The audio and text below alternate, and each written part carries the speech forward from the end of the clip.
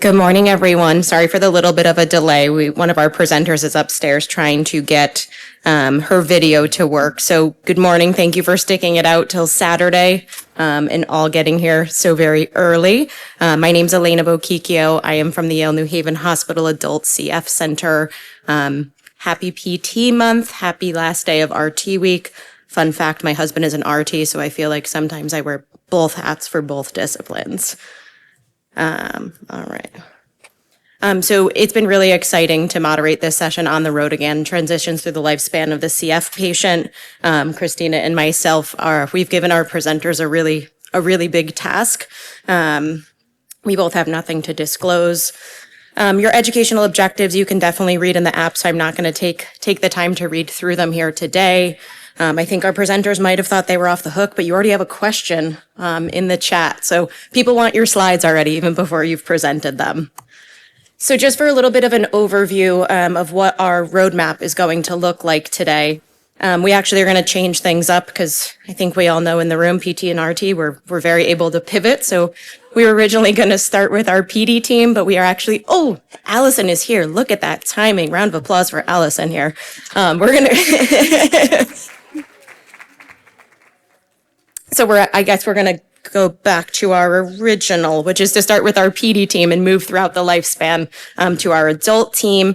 And we are so very honored to also have our community speaker here to present in person. So we've product placed her right at the end so everybody stays to listen. Allison, are you going to be good? Awesome. All right.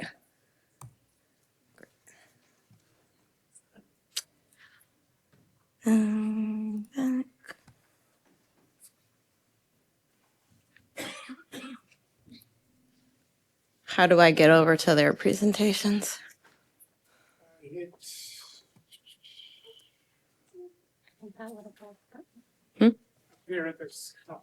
My files? There we go. Oh, no.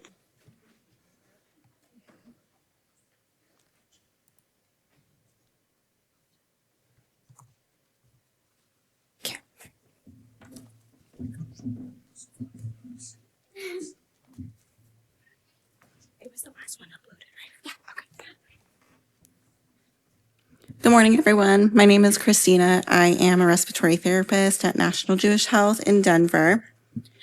Thanks all for being here so early. I know this might feel like a PFT for our caffeine levels. Starting off our session are Kaylin Bernardo Stagg and Allison Usher from Primary Children's Hospital. Kaylin is a registered respiratory therapist at the Primary Children's Cystic Fibrosis Center and Pulmonary Function Lab with over 13 years of experience in pediatric respiratory care. She specializes in supporting patients with cystic fibrosis through transitions in care and pulmonary function testing. Kaylin is actively involved in quality improvement and serves as a mentor to new respiratory therapists, contributing to both patient outcomes and professional development with her team. When not at work, she enjoys spending time hiking and trying to keep up with her two active boys who are 8 and 6. Allison is a pediatric physical therapist and a cystic fibrosis lead therapist at Primary Children's Hospital in Salt Lake City. She graduated from St. Louis University with a bachelor's in exercise science in 2013 and her doctorate in physical therapy in 2015. She works both in outpatient and inpatient acute care settings, providing engaging patient-centered care for patients and families she serves. She is actively involved in multidisciplinary QI work at Primary Children's that is focused on optimizing health and promoting overall patient and family-centered wellness. In her free time, she enjoys cooking, spending time outdoors as much as possible with her husband, 2-year-old son, and Gordon Setter, hiking, skiing, and participating in triathlons, trying her best to model the active lifestyle that she encourages in CF care.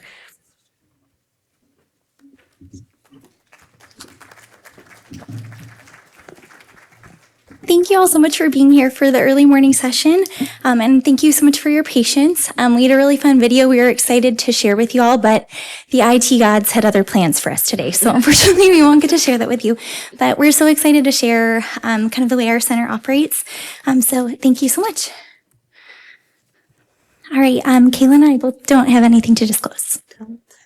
And just a little bit about our center. So Primary Children's is a 300 plus bed hospital. We serve the surrounding states. So we serve Utah, Idaho, Wyoming, Montana, parts of Arizona, and even parts of Alaska. Our CF center serves approximately 325 patients from Utah, Idaho, Nevada, Arizona, Wyoming, South Dakota, and Montana. All right, so we wouldn't be peds providers without a fun little metaphor. We laid out our presentation like a little roadmap through the various developmental stops along the way. So grab a sip of coffee or your drink of choice and buckle up for our pediatric PT and RT road trip. Here shows a educational handout that we will give our families on their first clinic visit with us. And this is just a nice visual that kind of outlines what we do with each visit. So as you can see, there's a lot that we cover within that first year. So this is just a great visual for our families. Here's a nice side-by-side between the respiratory therapist and the physical therapist and kind of what we cover within those first few visits. For respiratory therapy, there's not too much we do with that first visit. There's more focus on nutrition. But we will start to see them on the second visit, and we like to start breaking up that education to build that airway clearance. And so with that second visit, we'll do the meter dose and spacer education as well as the chest physical therapy education. On our third visit, we'll then go over pulmozyme and how to do your nebulizer and all the education with that. Additional teaching that we do is within that first year is that around 6 to 12 months, kind of depending on the situation, we'll introduce hypertonic saline. An exception is that if the patient is admitted to the NICU, that will change the process of how we do our education. Since that treatment is all started while they're inpatient, that we'll just make sure we do all of the education prior to their discharge. And from a PT standpoint, those first few visits are kind of similar for us. I'll usually introduce myself and kind of wait until the next visit to establish care, just being really mindful of that information overload with a new baby and a new diagnosis. When I do kind of check in with patients, which is usually their second or third time to clinic, I'll introduce myself and really just kind of check and assess and see how tummy time is going, as well as provide some positional education and just some developmental activities that are age appropriate. And then in follow-up visits, I normally will just check in to see how tummy time is going, provide any modifications if needed for GERD or intolerance, and also to just like different developmental progressions that are age appropriate. I also regularly monitor for head shape and torticollis, and then I use the Ames assessment pretty regularly. So if you're unfamiliar, it's a really fantastic visual assessment that can be performed, really just looking at how babies are moving in prone, supine, sitting, and standing. And really is just super time effective for the amount of time we're allotted in clinic. And then just kind of some caveats and kind of things that could be a little bit different. If our babies are admitted, they typically are receiving physical therapy 30 minutes 2 to 3 times a week. And then I also can kind of intervene to provide CPT modifications and monitor positioning and caregiver educations as needed. So a few years ago, we had a mom who had pretty significant arthritis and really just kind of finding ways to modify for her. So she was able to perform CPT over a Swiss ball, and it was really fun to work with our team and collaborate on like meeting this family's needs while also making sure that this little guy was getting the CPT he needed. So as you can see here, this is the RT follow-up standardized question tools that we do with our families. This was actually a QI project we did a number of years ago that we liked so much we decided to keep it into our practice. As you can see, it kind of breaks up each main education into 3 parts. So your MDI, your CPT, and your nebulizer. This is just another way for us to help with that education overload. So after we do education with them, we'll do a phone follow-up as well as follow up with them in clinic. This is a great way for us to kind of correct some common mistakes that might happen quickly. It also helps us to provide them support to how comfort they're feeling and also just celebrate all the things that they're doing right and reassure them. All right, and PT-wise, kind of like I mentioned, a large portion of kind of those initial visits is tummy time education. These families have so much on their plate, and remembering that like those development activities allow opportunities for bonding, developing core strength and head control, and so just providing modifications as needed for reflex. We have a big Swiss ball in clinic, and our clinic has been great enough to support like buying Swiss balls for families that can't afford them for modifications. And one of my favorite educational resources is pathways.org. It's a really fantastic visual resource. They have pictures and videos and really can be something that families take with them from clinic and look at in their own time. I also use the AIMS assessment and try to reassess as often as possible. It's a great visual scoring tool compared to just age norms for these babies. It's also a really nice educational tool for families about what motor milestone is coming next. Clinic also is a point of monitoring for plagiocephaly, torticollis, and really can just be like, since we are seeing these families so regularly, I can be another point of just contact and monitoring and provide referral if needed. And then also too, just kind of a big takeaway, these families have so much on their plate and are so excited to see their babies sitting, bouncing, standing. And a lot of times those kind of preferred positions are due to GERD, and just being mindful that we're not skipping prone, transitional movement, and those crawling and creeping milestones, and just, doing what we can to help provide the modifications and help family members and caregivers feel comfortable, like helping their babies meet milestones, because CF care is so overwhelming, but just making sure we're not losing track of this too. Oh, and these are just kind of some of my favorite resources at that age. Positioning for Play is another really great visual resource. The image in the bottom on the middle is just kind of a quick screenshot of one of the AIMS assessment portions of the test. It's like a big fold out. So just really visual, and it's really nice and very like caregiver appropriate. And the pathways.org link is up top. And then also as babies get closer to 1, I start to use the ages and stages questionnaire, which is really nice because it's a multi-domain assessment that is like caregiver reported and can also be observation based. So it wouldn't be a road trip without some roadblocks. So we just thought after each section, we're going to have some barriers for infants that we see. And I touched a little bit on this as well, is if they're discharged home versus to a NICU, that might change how their education is received. Another thing we'll see is insurance coverage, just making sure that they are able to get the equipment that they need and medications. A big one is information overload. So there's just an overabundance of information that we teach them, especially within that first year. And I think there's a little bit of an emotional aspect to that as well. So just keeping in mind as we go through all of this education that we're meeting the families where they're at. Perfect. And another big barrier kind of at this age could just be poor or limited tummy time tolerance. It could be due to a history of meconium ileus, due to GERD, as I mentioned, or other medical comorbidities. So just really just trying to educate families, giving them the tools to feel more comfortable doing tummy time. And really, I think one of the biggest things for Kaylin and for I is really an important part of our job is just to celebrate what these families are doing right. They're expected to learn this whole new skill set almost instantaneously. And we just really want to give them the confidence to continue developing those skills, to be able to ask questions and really come to clinic like looking to collaborate as opposed to feeling like we're quizzing them or that they're being, judged for their technique, and really reiterating that they're the CF experts in their home and we're really just there to facilitate as much understanding as possible. Okay.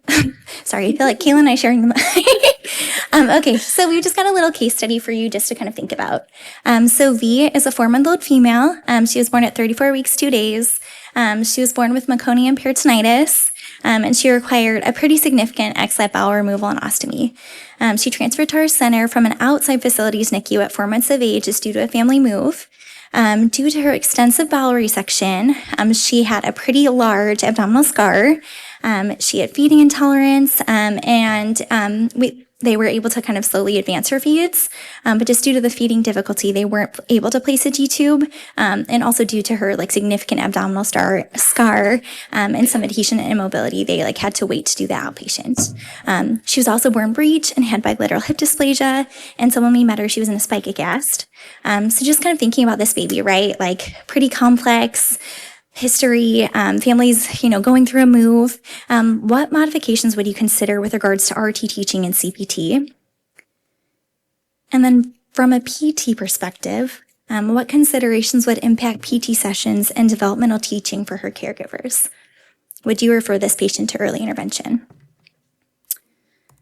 And so here's kind of just a really brief not brief, this is pretty detailed. But here's just kind of an overview of what we provided for this patient.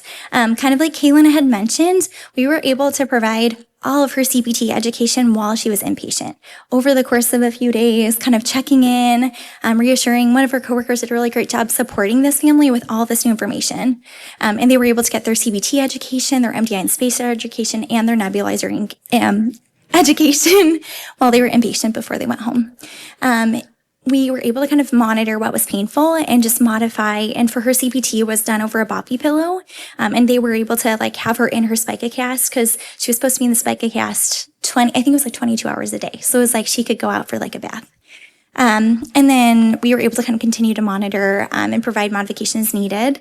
And just due to her belly, another consideration would be using a donut pillow to go over her G-tube once it was placed. PT-wise, a big portion of our intervention while she was inpatient was just providing modified tummy time positioning, focusing on finding ways that it was comfortable for her, but also comfortable for parents, right? Spica casts they're big and they're clunky, and you still want to provide those opportunities for bonding as well as strengthening. And so we also kind of were able to provide some education on side lying being a really nice option for her, kind of like a semi-side lying with pillows behind her, due to kind of her limited ability to move. Monitoring for plagiocephaly and flat spots was huge. And then also too, just kind of providing just another reminder just to be really mindful of skin checks, and looking for skin breakdown just with that brace. She was referred to EI just due to her premature birth and also her complex history. And we've been able to follow up in clinic regarding her developmental milestones and monitor using the AIMS. So, all right. So the next stop on our little road trip is going to be the toddler phase. So the toddler stage, my personal favorite, I'm going to just kind of cover over 12 months to about 5 years.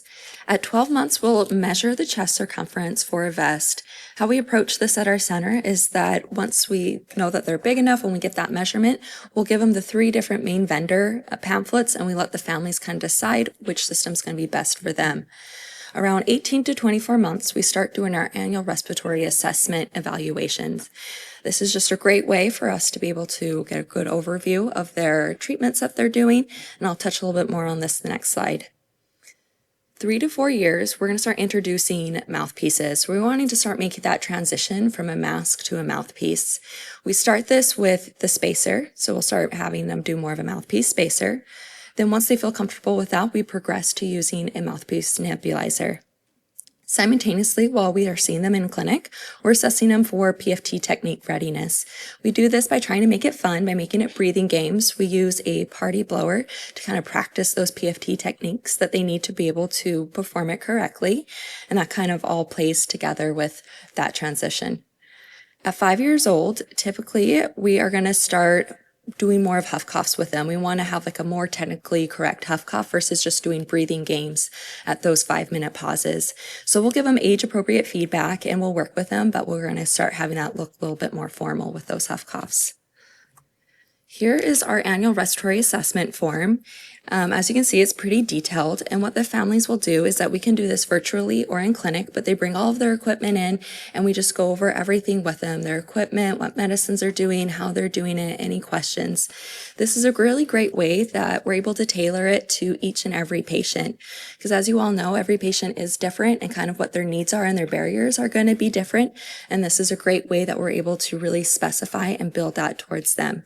We're also able then to support them with giving them extra respiratory equipment after we do this as well. And for us, from a PT standpoint at the toddler phase, really just assessing developmental gross motor milestones. So looking at balance and coordination, looking at their gait pattern, monitoring for any rotational abnormalities, looking at how they're running, jumping, climbing, animal walk assessment, ball skills, stairs assessment. For us in the context of our clinic visit, I normally have 15 minutes, and I try to jam pack it as much as I can to really just see a variety of movement and also really get an assessment of their endurance and activity tolerance. I start utilizing the ages and stages questionnaire more regularly. It's really nice. It's really time effective, and it's also a really great education tool to say like, hey, your kiddo's above the cutoff. It also has some really fantastic just like developmental play ideas at the end of the assessment tool. And if you like have access to like the PDF file, you don't need any specific training to be able to perform it. So that also is a really nice barrier, or no, it's like a non-barrier in terms of using it. I also will kind of just loosely monitor for fine motor and speech delays. We're lucky enough to have a feeding therapist in our clinic. And so on the days that she's there, she provides great insight. And on the days that she's not, like I think between me, social work, and our providers, we're able to really kind of screen and be another person monitoring for those things. And I will assist with referrals to EI and outpatient as much as I am able to. At this age, really just promoting that variety of exposure, like exposure to a variety of physical activity. Trying swim lessons, trying soccer, trying dance parties as a family, like all of those things are challenging different muscle groups and different systems, right? And I think finding age appropriate ways to challenge, our aerobic capacity, but also building strength really functionally. And then also too, as kids start kind of pushing back a little more on doing VEST, making VEST treatments engaging and active. There are so many great fun resources on YouTube, like, dance videos, or doing there's all kinds of fun jumping ones like Fitness Hustle TV, like just different things that make it more engaging. These kids feel less isolated, and really just having it be as much of a family affair as possible. And then in the toddler phase, really just encouraging active lifestyle as a family and making exercise fun. I think if the precedence is set that we're an active family, exercise is important, exercise is a part of our life, and exercise is also a part of our CF care. If that groundwork is laid here, I think we get a lot less resistance later on. We're still going to get some age-appropriate teenage resistance, right? We expect it, but if that importance is really promoted here, it can be a great place to start in terms of building just good behaviors for families. So some of the roadblocks that we'll see for those toddlers is a little bit that Allison touched on, compliance that we see with toddlers. So they become autonomous, possibly resist their VEST treatments. Also, we'll get from families that it's like, oh, toddlers want to be busy. They don't want to really be held still and connected to that VEST. And that's something that I think me and Allison both promote, that if they want to be active during their VEST, there's a lot of fun, different creative ways to do that as well. And we promote that.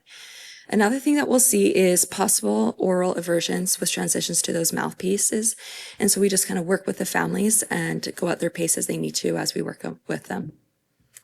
In PT-wise, I feel like the biggest barrier is time. As kids get older and get involved in extracurricular activities, their schedules as well as their parents' and sibling schedules get busy. So just kind of acknowledging that, but also providing resources.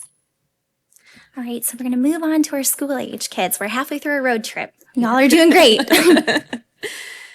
So school-age kids, we are performing PFTs regularly during their CF clinic visits. And we're also continuing to do that annual respiratory assessment once a year with them. During the assessment, we're going to be focusing more of those questions more towards the patient versus the parent. So I like to tell the kiddos that, I'm going to ask you guys all the questions. If you're not sure, mom and dad are here as your helpers. But I feel like getting them more involved and kind of learning the why behind their treatment really helps them to feel a little bit more involved and willing to do it if they know kind of the why behind it. And so we'll focus on compliance with treatments and any barriers that they might have with that, and maybe some joint goal setting. And then we'll answer any questions that they have about travel for RT treatments. So we help to, if they need any extra equipment or whatever they need to be able to do whatever travel that they want. Awesome. And with school-age kids, still kind of continued monitoring of gross motor skills. So just kind of looking at general coordination, general play skills, running, jumping, galloping, skipping. Still continuing to look at kind of strength and endurance. I consistently use prone extension and supine flexion holds. They're really time effective. It's harder for a lot of these kids than you think it would be. And just encouraging those activities at home. I would love you to practice this challenge before you come to clinic next time. And really turning it into a game and a competition and having having it be fun. And then also too, ball skills assessment. Our clinic rooms are pretty small, and I have it's like this teeny spike ball, and it gets wild in there. And then also too, just kind of really starting, I think so many fantastic presentations at NACFC this year have been focused on bone health and just really promoting great strength training for this population as they age. And so really just starting the strength training with body weight activities that are age appropriate here. Playground play, monkey bars, climbing up the slide, really just encouraging that loading to build great bone, my goodness, just a great foundation for our bone health. With these kids too, I can really start to do more formal outcome measures. With our dietitians, we'll measure mid-upper arm circumference, and then also hand grip strength for our kids 10 and up. It's another really nice metric. A lot of our kids are really excited to see their numbers and how they compare to other kids their age. And then I also use the BOT2, the gross motor short form. I do the strength subtest with as many kids as I can and try to do it biannually if I'm able to see kids twice. It's 5 items. It's so quick. It's 30 seconds of sit-ups, 30 seconds of push-ups, a wall sit, prone extension holds, and a standing long jump. So it's a really nice kind of assessment and has just so much great data to support it. I'll use a 1-minute sit-to-stand test, and then also just vestibular screening as needed if kids are symptomatic. And then really just that continued exposure to a variety of activities. At this age, and even with our toddlers, I'll try to help as much as I can in applying for activity grants. There are so many great resources through the CF Foundation, and so I am so happy to be a catalyst. And we have kids that mountain bike and kids that are doing tumbling and swim lessons, and really utilizing those resources as long as we have them, and hopefully they'll keep being supported and funded because it's amazing. We have a virtual education program for kids with CF that are 10 to 12.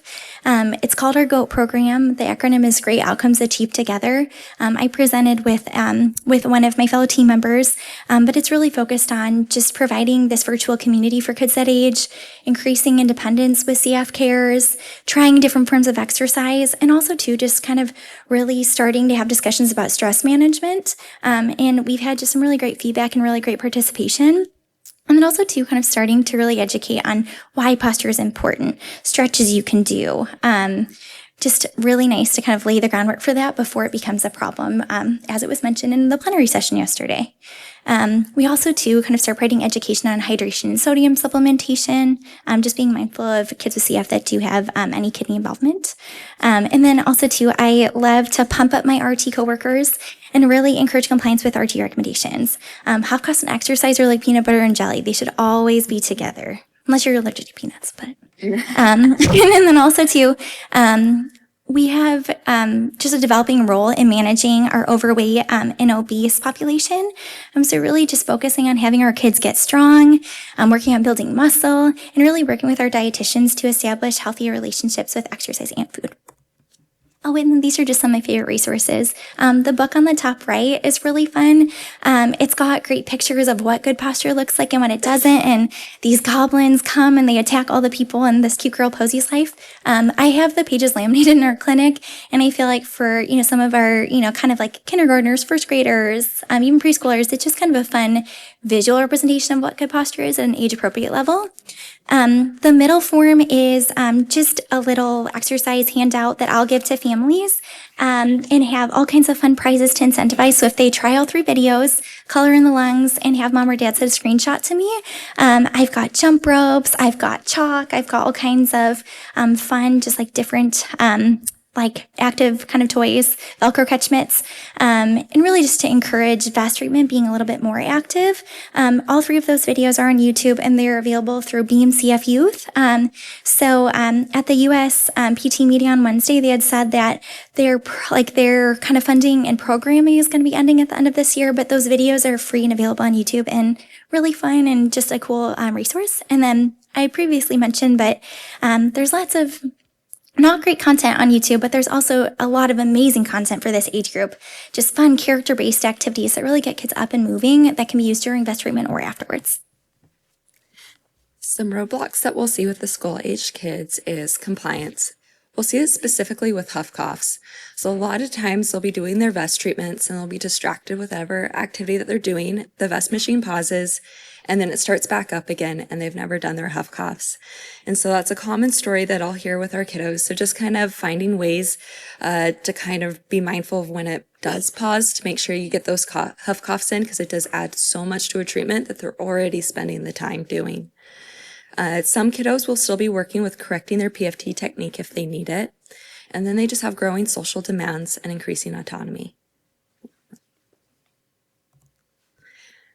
So another case study that we have is we have a 7-year-old female with CF. She was transferred from an out-of-state center with mild postural defects and sedentary habits. The importance of doing our annual respiratory assessments with these kids that come to us from other assessments, and this was a great example. So whenever someone transfers into us from another center, we like to kind of check their equipment, and we like to kind of get hands on their equipment as well. So a lot of times this family was pretty compliant, and they're like, of course we do our vest treatment in the morning and night, which they were doing. But being able to look at that vest machine itself, we were able to find out that the settings on it were incorrect and it wasn't working. The software on it wasn't working as it should have been. The family would have had no other way to know that the software wasn't working as it was intended. So we were able to work with the vendor, make sure that they got a vest machine working correctly, and then they were able to get the most out of their vest machines. And another thing that was fun with them, with kind of to help with those sedentary habits, is that family found a fun way to make vest treatments more active. Mom bought a wall-mounted punching bag that had different portions that lit up, and this was really able to keep her engaged and make airway clearance more fun and active. So we just love our families and all the creative ways that they put into making vest treatment more doable. Okay, Allison. Yeah. So, okay. So if you feel so inclined to participate, we just thought we'd give you an opportunity to get up, move your body. We know running in place is a little aggressive, so do what works for you. March in place, stretch, do whatever. We're just gonna give everybody a 20-second break. Stretch, run in place. Yeah. We'll give you 30 seconds. We'll come back together. Yes. Big stretch. Yeah. Stretch on our road trip. Yes. Oh. Looking good, everybody. Love it. Yeah. No, we don't have to do this part. We want to make sure the stage has good integrity. Yes. Okay. All right. Thank you all for participating. There's some great stretching going on out there. Okay. So, being mindful of our community partner, we initially were going to have you do 20 jumping jacks and do 3 low and 3 high huff coughs, but we thought expectorating with our community partner was not the best idea. So thank you all for participating. But yeah, and it's so funny. I mean, we're real big disciplinarians at our center. So, okay, so the fourth stop on our road trip is going to be our teenagers. So with teenagers, we're continuing to do those pulmonary function tests with every clinic visit. At this point, the teenagers are pretty engaged with their PFTs, and they're also more aware of like the trend report and kind of what those numbers mean, and are a good partner to work with on. We're going to continue with those annual respiratory assessments, and some of the focuses is going to be on compliance with joint goal making. Another part is that some kids are more athletic and they prefer to more physical activity. And so we have our wonderful Allison here that's able to work well with them to kind of find fun ways to get more active and be able to incorporate physical activity. We encourage incorporating huff coughs and MDIs with their exercise. So we always like to tell them to make sure they're doing their albuterol before, and then also like while they're exercising to incorporate those huff coughs just to make the most out of it. And we like to review different equipment options. So there's kind of this main equipment that we use throughout kind of their lifespan up to now with respiratory equipment. And we like to also be that resource of other options. There's lots of different ways to do airway clearance and different equipment that's out there. And we're going to be that resource for them to help them be able to brainstorm to meet their lifestyle, however. From a PT standpoint, I continue to perform strength and functional assessment. So looking at mid-upper arm circumference, hand grip strength, the BOT2 strength subtest. I'll utilize the 1-minute sit-to-stand test and the 3-minute subtest. And also doing some more formal postural assessments, so looking at the forward bend test, looking at scapular position, measuring pectorals and hamstring length as appropriate, and just kind of providing intervention as needed. The American Academy of Pediatrics recommends at least 30 minutes of moderate intensity activity 5 times a week, and really kind of just trying to provide that reinforcement education for these teenagers when a lot of them are maybe a little bit more resistant to exercise, or, exercise has such a negative connotation, like really just kind of trying to frame as encouraging healthy lifestyles with their friends, and also continued active lifestyles with their families. Also too, providing more formal education about strength training. Yesterday there was a great presentation on bone health, and Jenny Wazel, I don't know where she is, but she's here, but she provided some really fantastic recommendations for kind of building and integrating strength training into what we're doing with these patients. So just adding resistance as appropriate, whether it's body weight resistance, adding weights, adding resistance bands. And then from an educational needs standpoint, our center also has a virtual program for teenagers with CF. It's called YADI. We really love an acronym at Primary Children's. And it stands for Young Adults Engaging in Treatment Independently. Our first cohort is going to be starting this Wednesday. And really the focus is on treatment compliance, encouraging more independence with CF cares, trying different forms of activity with a really strong focus on kind of HIIT training and strength training. And then also too, just kind of some mental health tips and tricks to manage stress. And then our dietitians do a great job of providing some like really fun, age-appropriate recipes and also just recommendations. I also love to be another person to review huff cough technique and really kind of encourage like use of albuterol if it's prescribed prior to activity, just to really promote that improved airway clearance and also just improved tolerance, right? Like if these kids are playing soccer, we want them to play to the best of their ability. And if they're not using their albuterol, like that's just like another, something that could potentially be a barrier for them getting to do their best. Continued education on bone health and CF-related bone disease, especially for our teenagers that have had fractures.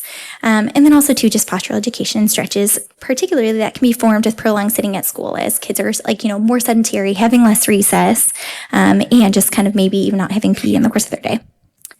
All right, so these are some questions we face as the PT and RTs at our center, and ones that you probably do too. Can I exercise in place of my vest? The research is still telling us that the vest is best, right? But if we are seeing patients and families self-selecting to decrease their vest treatment, we really want to provide that education. If exercise is going to be a form of airway clearance for you, it really needs to be a sufficient intensity. It can't just be physical activity. Walking doesn't cut it. Moderate intensity is increased work of breathing, but you can still talk for at least 30 minutes. And it has been utilized as a replacement at our center for certain patients with approval from our providers. So we want them to have stable lung function, good compliance otherwise, maybe limited access to vest or treatment supplies. So like in particular, an example, we have a teenager who's on the mountain biking team, and if he's at a competition, he doesn't have access to his vest, and so they've been able to utilize aerobica. And so kind of meeting families where they are in terms of like those pieces. And ideally, caregivers are really active and understand like all these pieces and are helping hold these teenagers accountable. But just some food for thought. The best treatment is the one that they're willing to do, right? So what's reasonable and what's sustainable? And I think knowing even at this age, a lot of our teenagers are used to their CF care, their routine, but we're starting to see more burnout. So where can we meet them in the middle, give them some autonomy, give them some choice, but also still make sure that they're having sufficient compliance? Yeah. So like Allison was saying, some of those barriers is going to be a little bit of that treatment burnout. So helping the RT treatments meet their lifestyle, like was just talked about.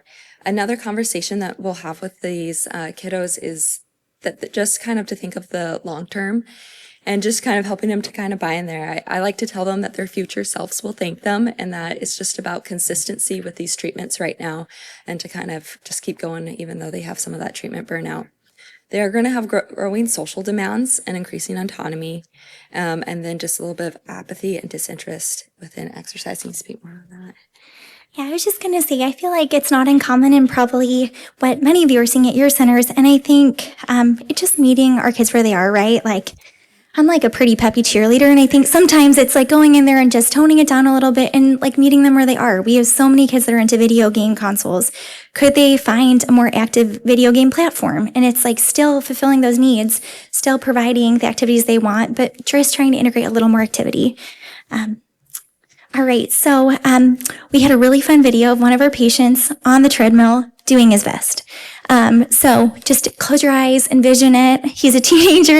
Unfortunately, for the context of our video, he was wearing socks. So we, in the follow-up to mom, said, thank you so much for the video. Please make sure he's wearing gym shoes.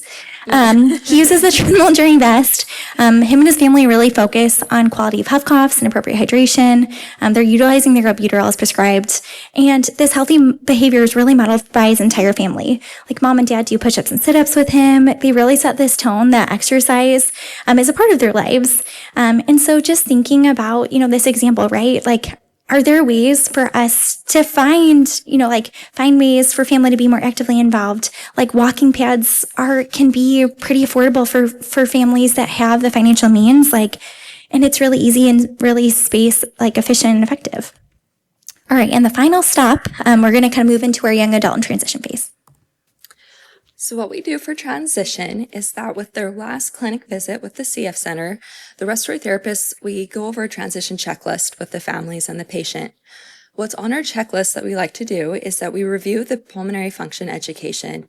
Where the kids are familiar kind of with seeing these numbers, we like to go over one last time. What do they mean? Why do we trend them? Why do we look at them? And we also will give them their actual values before they go into that adult center. So we give it into the leaders as well as the percent predicted, just in case if wherever they are transitioning to, they use a different predicted set. They have it in leaders as well, so they can continue to trend themselves and have that comparison. We also like to discuss what the clinic flow will look like at the adult center. At our pediatric center, we are able to do pulmonary function testing with the clinic visit, but at the adult center, it's done outside of the visit. So just kind of giving them the tools that they need to advocate for themselves when they do PFTs outside of the CF center, because it might be a person that's not as familiar with CF doing their PFTs. So just letting them know they can advocate for what they need if they want to do huff coughs with their PFTs, have a sputum cup, do more efforts, just whatever it is that they need to get the PFTs, their best PFTs. We also like to provide vendor contact information. So we like to make sure all their equipment's working as it is, that they don't have any other questions, and then also contacts for all their information for the future. Here is what our handout looks like. We go over it with them and the parent, and then they're able to take this home with them as well. All right, and PT-wise, for us at Primary Children's, there isn't a PT at the Adult Center at the University of Utah where many of our patients go. So this is really kind of my last opportunity to check in with these patients. I'm going to share any and all resources that they want or that they'll let me, really providing kind of that last access to exercise grant information, providing any individualized home exercise programs, any virtual exercise resources. There are so many great exercise platforms that are free and that these patients can do in the context of their own home with their friends in ways that they feel comfortable. And then also kind of reviewing those strength training principles. Really kind of the big overarching goal is promoting sustainable exercise practices and what they're willing to do in the context of their busy schedules. Reviewing huff cough technique. We really continuing to encourage the use of huff coughs during and following exercise. And then we also have a video that our RTs put together probably 5+ years now, but it's a really nice video and can just be a really nice visual reminder.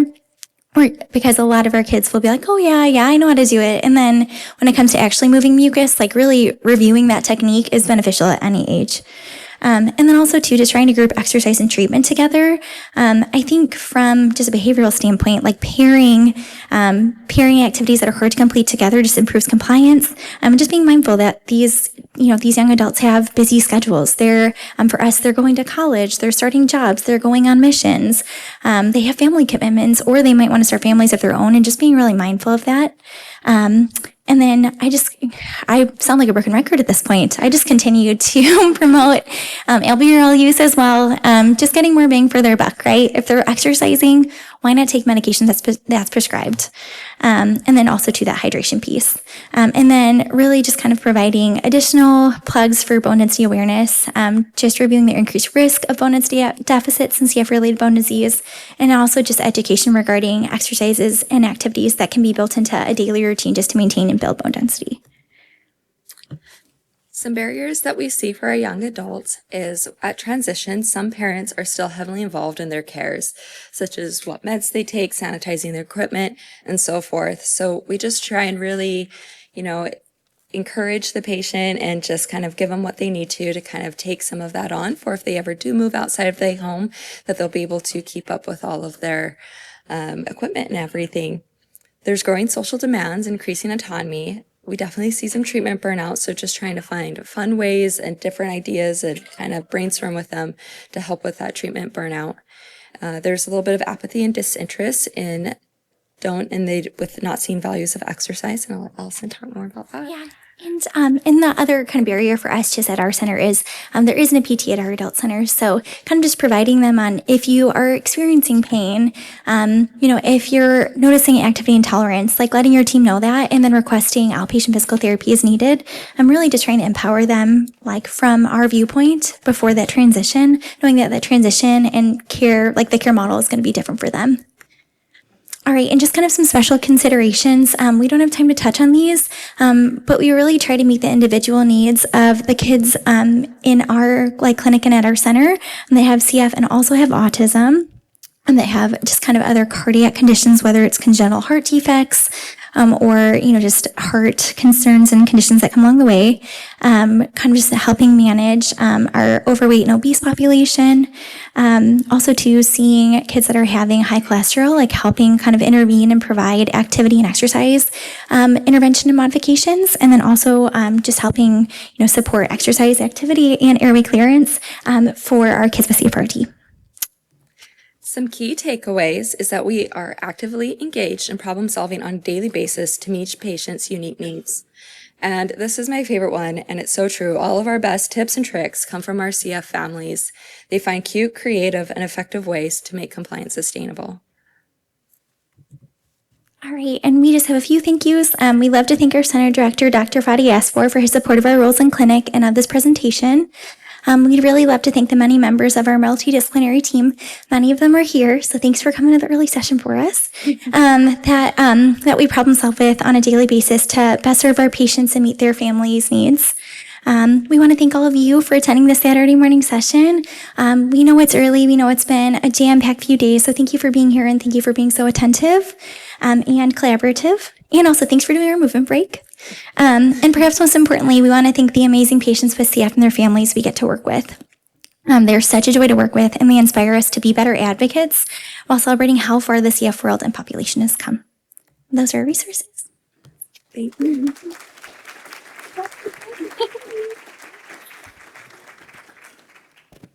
Thank you so much to Kaylin and Allison. We do have a few minutes if anybody has a specific question and wants to come up to the mic. If not, there are a few on the app.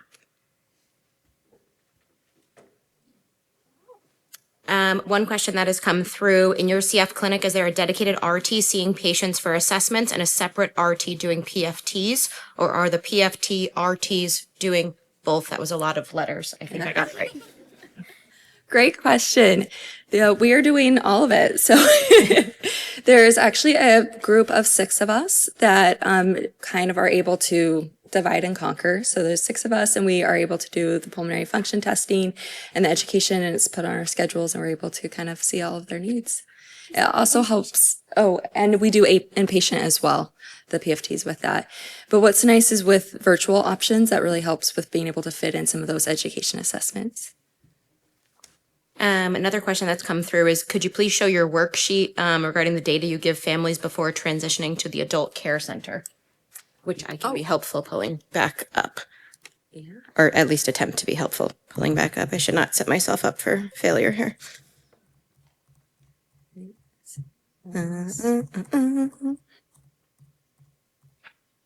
This one? Yep. I'll leave this up for a second. And this bottom part here with the vendor contacts, we also made it into a magnet that we can hand out with the families with their annual respiratory assessment. So they can just like put it on their fridge or even their vest machine.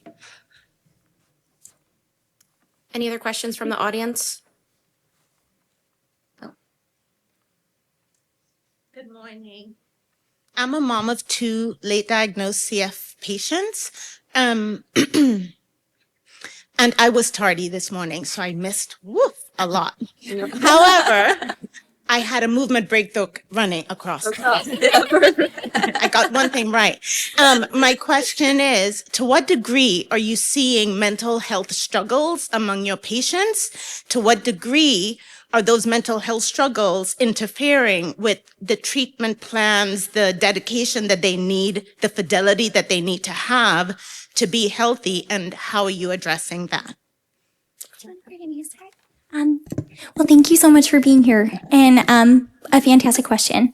Our social workers are doing like all of the annual mental health screening, and I think the way that our work group or like our workroom is oriented is providers will come back and they'll be able to share like, hey, so and so is having a hard time with compliance and treatment.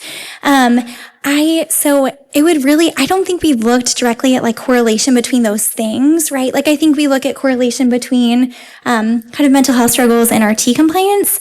I feel like as our PT, I think I do my best to educate and say like, you know, I know things have been really hard and I know that you're having a lot of burnout and having a hard time being compliant. Just trying to provide the education that from a mental health standpoint, exercise is one of the best things that is a non-pharmacologic option. And so like meeting families where they are, right? Like, you know, can you start with, you know, setting a timer on your phone and moving for 10 minutes and just kind of trying to find those attainable goals and things that promote success, because we know that those like little attainable goals can also promote just even like little boosts in just motivation and continued behavior changes. But yeah, Caitlin can speak more about RT care non-compliance. Yeah. So one nice thing about doing those assessments with them is that I feel like a lot of it is for like joint goal making with them and kind of meeting them where they're at. Just kind of them telling us like what they feel is doable, kind of be that resource, that cheerleader, celebrating what they can do, because I do feel like we ask a lot of them. And so just kind of helping to find a middle ground and help cross whatever barriers that they might be facing at that time. Any other questions? Thank you so much. Thank you.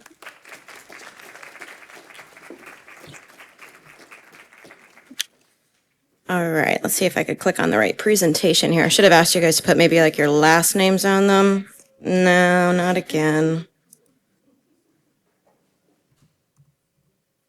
No.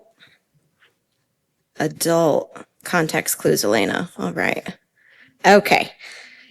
So I do have to say, reading out Asta Joshi, our adult presenter's bio, is making me feel slightly inferior in my professional career here, but nonetheless, she is a physical therapist with specialized experience in cardiopulmonary care across acute, transplant, and ambulatory settings at New York Presbyterian and Columbia University Irving Medical Center. She began her career in pulmonary rehabilitation at Montefiore Medical Center and advanced as a senior clinician at the Pulmonary Wellness and Rehabilitation Center in New York City, before joining New York Presbyterian during COVID to support cardiopulmonary and transplant services, where she led interdisciplinary initiatives focused on fall prevention, functional mobility outcomes, and performance-based care.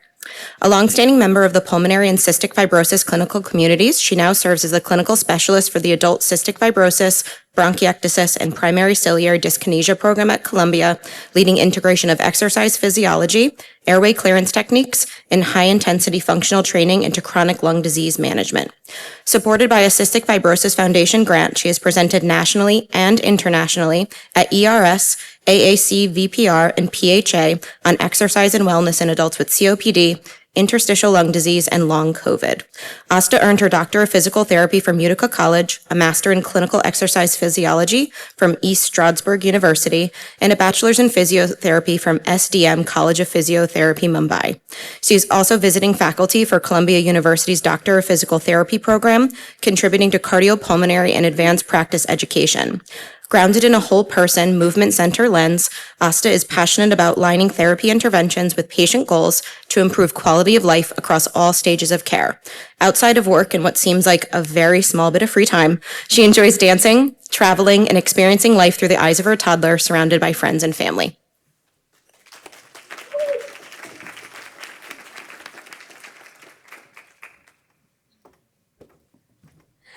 Hi, good morning, everyone. Thank you all for coming again on a Saturday morning session. And first of all, I want to thank Elena and Christina both. I really appreciate the opportunity to be here and share what our clinic settings are and what we undergo in the transition. So let's get back on the road of transitions again. In adult clinic, we see a contrast of what we see in this picture with the pediatric clinic.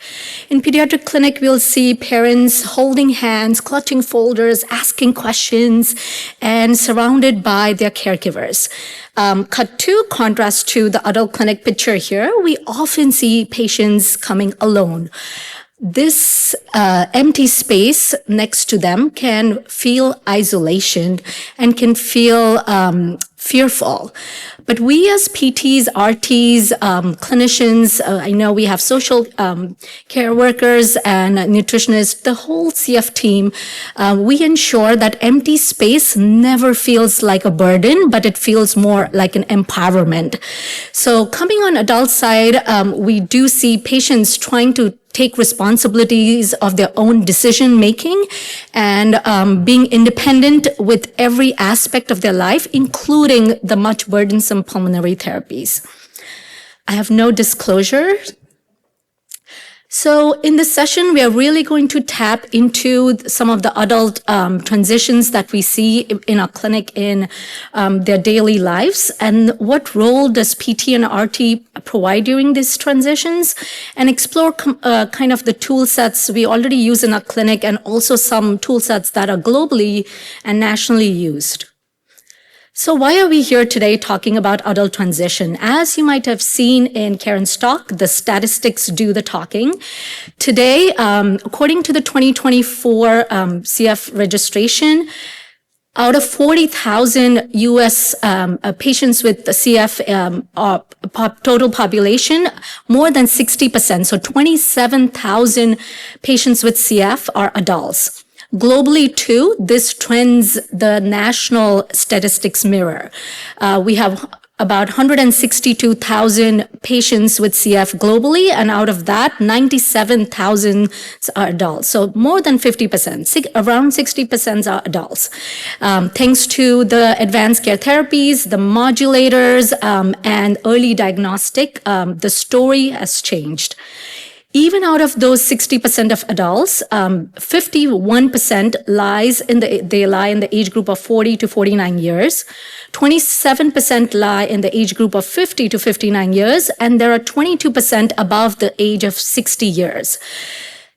Even in the CF 2024 registry data, they suggest that and predict that the median age of survival of CF patients who are born between 2020 and 2024 will be above 65 years. That's massive.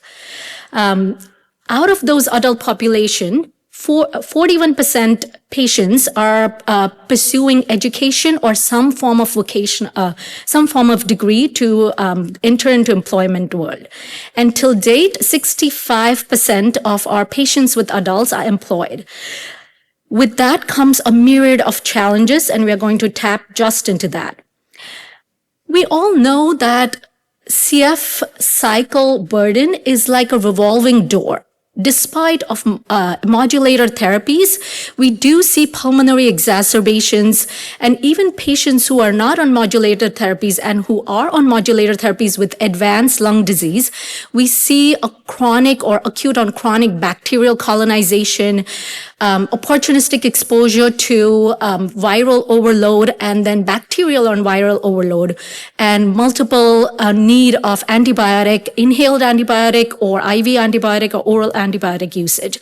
So you see, despite of advances in care, we do see patients every quarterly in our clinic or at least twice a year, which need some form of change in therapy or which might have warrant the need of complete change in their circumstances, which might warrant the need of mental or other clinical needs. So as PTs and RTs, we want to make sure this revolving door, we are equipping them with enough resources and changing and keeping routine checks so that physical activity, which is the foundation of everything, and functional well-being, functional independence, becomes their core strength to lead along even in those exacerbations. So this is a study by Pomagara et al. In 2024. They studied why adult transition, the PT and the RT role, and why they really matter to have a successful transition. Now, when we are talking about transition, we are talking about here exclusively pediatric to adult side, that first sort of year of transition visit. We do know that there are care gaps. Patients sometimes don't show for appointment just from the fear of exposing to a new sort of a caregiver team. So they said that if we introduce care team early on, this will reduce the care gaps and it will improve the adherence. They also studied and looked at the survival. So they said they concluded that improved survival is based with successful transition. And then in order to prevent this vicious revolving door of exacerbations and address targeting those exacerbations, we need good transition protocol in place. So what does CF guidelines say? The guidelines are specific, yet they are just guidelines, right? So, but they do say clearly on the CFF that there should be a clear communication between the pediatric and the adult team, which our center, we have wonderful communication between, we have every quarterly, we have, biannually, we have transition visits, and I have my colleague Marcin, who's the pediatric PT there, and I have my other colleagues here who are from adult side, and we can vouch that we can do better in communication, but we can vouch that there is nothing missed in terms of missing out on the actual specificity of the patient's needs. And then in terms of timing, this CFF care guidelines suggests that they should be transitioned by the time of graduating high school. Again, this can be developmental. We do have neurodevelopmental dysfunctional or challenged patient, which we might take some time or longer time to transition. However, the CFF guidelines does suggest the age group of transition between 18 to 21, and approximately that could be around the graduating high school age. It also has something set in motion called CF Rise. It is a tool set for a patient. I'm sure a lot of my colleagues here and our community here will be aware. It stands for Responsibility, Independence, Self-Care, and Education. Our pediatric transition coordinator, they start from the age group of as early as 10 years old. So they meet every Wednesday and see which patients are really ready to transition into this care. So among the, like Elena mentioned, among the myriad of transitions that any adult with CF goes through, these are some of the major transitions that we have seen in the clinics.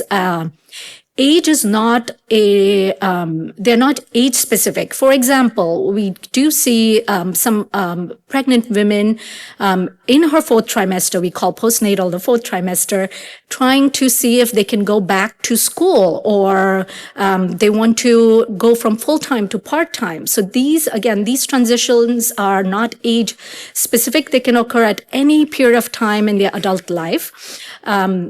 Other mention of transitions are post-lung transplant, cancer, the palliative care, and we'll touch upon some of the few towards the end of the session. And I just want to point out that these transitions also are intertwined within each other. So they can be undergoing multiple challenges at the same time. So we're going to tap one by one into each transition. Coming from adolescence to adulthood. World Health Organization defines adolescence from the age group of 18 to 20 years. And in that time, you do want to address the very crux of their vulnerability. They are undergoing the issue of identity and independence. They want to become independent. So slowly but gradually, the parental oversight is lost. During that time, it's really essential for clinicians and we at the clinic make sure that we ensure trust. The first transition visit is all about introducing ourselves and making sure the patients really trust, so we reduce the care gaps. And often, a lot of times, when we do see missed visits, we kind of loop in the PEDS team again and see if we kind of address that kind of missed visits, and so that we really address what's going on. And adolescent time can also be something that they really are trying to gauge of coming of their own. So going to high school or starting to go into college or making those decisions can be massive. So as PT and RT, we want to try to become a muscle memory for them. It's really that stage where the best time, I'm quoting the thought of the best time was yesterday, but the next best time is today. So we really, if they haven't really gotten to a time where they feel that activity, exercise is kind of taking a backlog, we want to try to push that and then really kind of suggest, as we know in Karen's talk, exercise, movement is everything, and it is the new medicine. We really try to teach them how to listen to your body, because as they go into adolescence and then we want to prepare them for success, really try to rely on their body, trust themselves into knowing some of the early signs if they're coming down with something. This is the time I often teach patients in the second and the third visit to try to tell and try to gauge what their trends are, what their behavior trends are, what do they feel with their early signs, a simple headache or just fatigue or just needing to clear the throat. When I say that, I almost feel like I'm coming down with something after 4 days of being in closed atmosphere. Okay. So our multidisciplinary team really outshines here at this stage. We try to really connect them to making sure that if they are going, especially if they're changing locations or they're going to a new place, we have everything set up for them. For example, if they're starting up college or they're starting up any sort of training, or they're just going away from their caregivers or parental umbrella, we know where they're going. We are setting up for that CF clinic. We are identifying what they're really passionate about, what they love doing. For example, any sports. We are trying to find them peer groups within their vicinity, some meetup groups, because let's face it, we only as we age, we want to do everything that we love doing and we haven't gotten a chance of doing when we are at parents' place. So only if they love doing something, they will likely do it. So especially in terms of activity, we want to try to find places, and we do a great job into finding these resources. I know I have our social worker here, Maura, she goes out and beyond to connecting it with their peer teams, even in their colleges. So outcome tracking, we kind of, as PT, we go by a simple strategy of remembering as CF, but instead of CF, CAF. Looking at clinically what their trends have been. For example, in a year, if they are having the use of antibiotic 2 to 3 times a year, then we see, okay, that has been the trend even after starting on modulator since last 2-3 years. So we look at the clinical trends, we look at their PFT declines, 3 to 5% and above does warrant a need of changing or ramping up airway clearance if they haven't already done so. That includes, we know airway clearance is just just an umbrella term. I'm just repeating some information, reiterating. It includes anything and everything meant to clear the airways. So if their lung function is okay, if they have minimal lung function and they're not doing any formal clearance, then you introduce something simple as my colleague mentioned, huff cough, or doing a simple modified version of autogenic drainage, or doing a quick postural drainage position if we do see mucus plugging, like really connecting the imaging, the PFT trends, and their symptoms to what they have been doing since the past few years, and what typically are their behavior patterns when they do have exacerbation. We do see some patients when they have exacerbation, they don't want to get off their bed to do even something like nebulization. That can be a lot in terms of fatigue, in terms of mental burden to do all this. So like introducing less is more, a simple, even if it's 1 minute huff cough, a simple but strong strategy, targeted strategy can be useful. And then what is the adherence trend? Leo et al. In 2024 introduced a study about adherence and then really tracked on saying multiple checkpoints every 2 to 3 months can really affect adherence positively. If you're answerable to something, we know we're going to get to the place. For example, if you have gym membership, often a lot of times, like the weather is in Northeast, we know, and even in my Seattle colleagues, we don't feel like going somewhere. But if you're answerable to something, we know that, okay, my primary care visit is coming up soon. I need to do that activity, or an app where some insurances pay for gym or pay incentives. So those kind of things can really boost their morale and can boost adherence. And then functionally, of course, and as PTs, everything comes down to functional well-being. Functional well-being, not just physically, but also mentally, where they are in this stage of life. Going into next transition. Oh, never mind. Okay, if you can take a picture, there is a question right there. It's going to work. It's going to work, yeah. I was going to see if you can pull it up. And if you can just answer there. Perfect.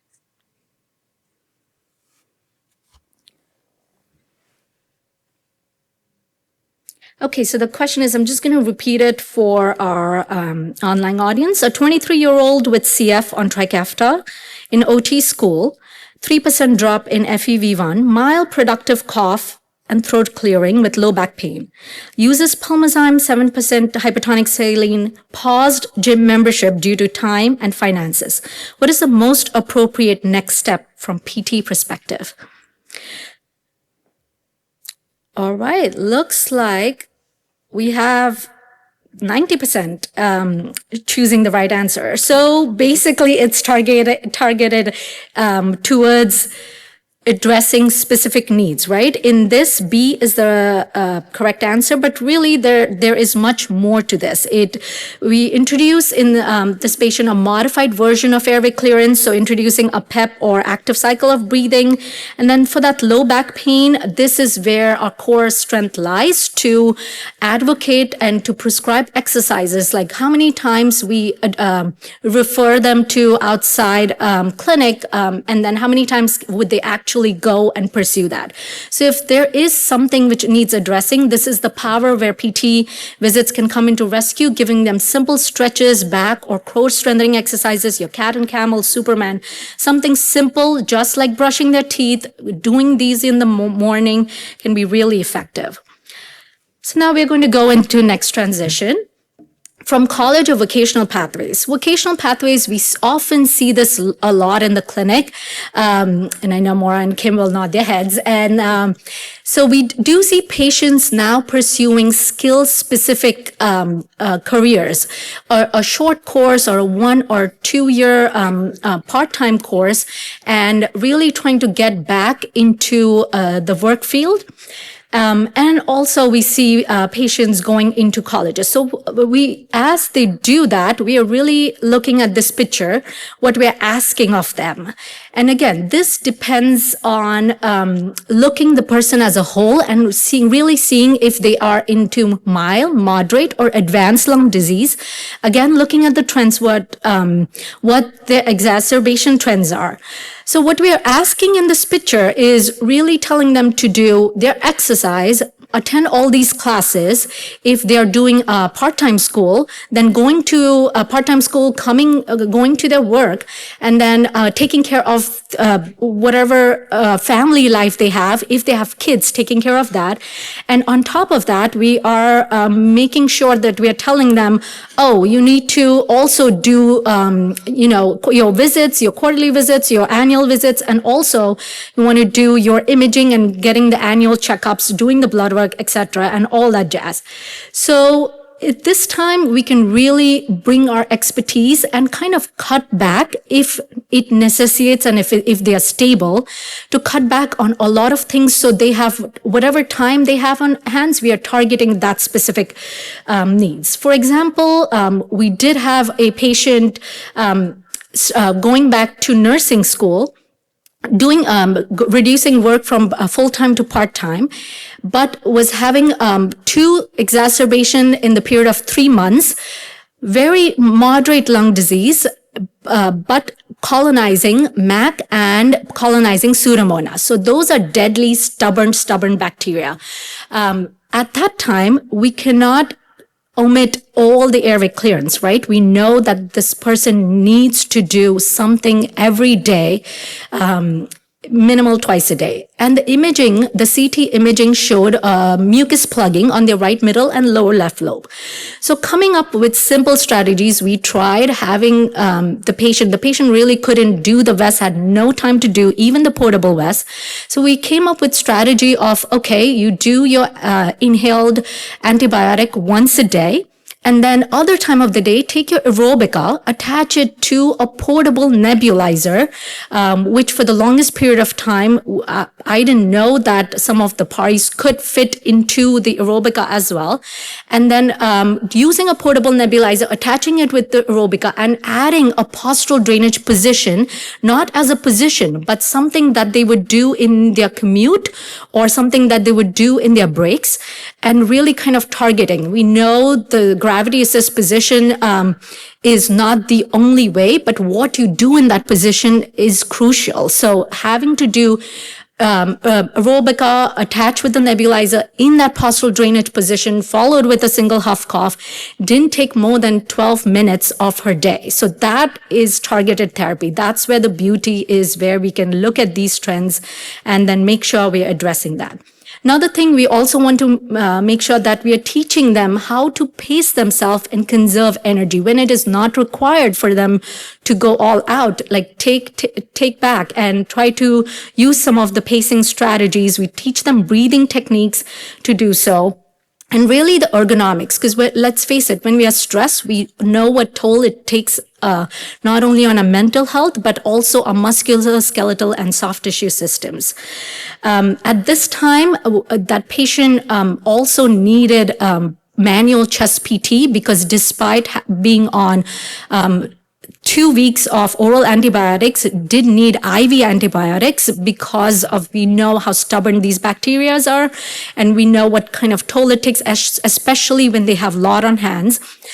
So we did arrange for manual home chest PT. Now, there are PT places, and VNS NY in most states were able to do manual chest PT during this exacerbation, but now there are these companies like KINS and a lot of these telehealth companies which will send a PT to their home for a given period of time, and it is now covered by insurance if we demonstrate the need. This is, again, I'm going to be repetitive in this, but really coming back to a multidiscipline approach, really talking to see if that patient can go financially or if it's possible to go under some sort of disability from work so they can really focus on pulmonary therapies, especially when they are going from moderate to, and we are seeing a dips in their FEV1 trends.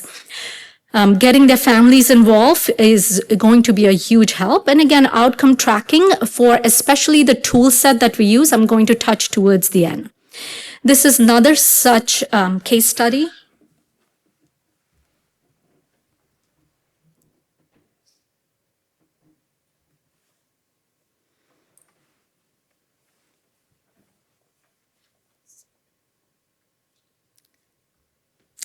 You know, some of you might be purposely trying to answer. I'm looking at you, Marcin, the wrong one. Okay, so this is a 38-year-old female with CF, demonstrates or reports fatigue, weight loss, having a 10% FEV1, dip in school for dental assistant program, overwhelmed with a lot on her plate, inconsistent with West and NEBS. What is the best RT-PT airway clearance approach? So again, coming back to this is the time we really want to make sure that we are providing something time efficient, and then we are really focusing on educating on sequencing, taking back on if there is no time for rest, kind of coming back to that same patient example that I use. So A is the correct answer. I'm sorry, in mine it is showing as B. So increase, yeah, time efficient and increase rest, ideally.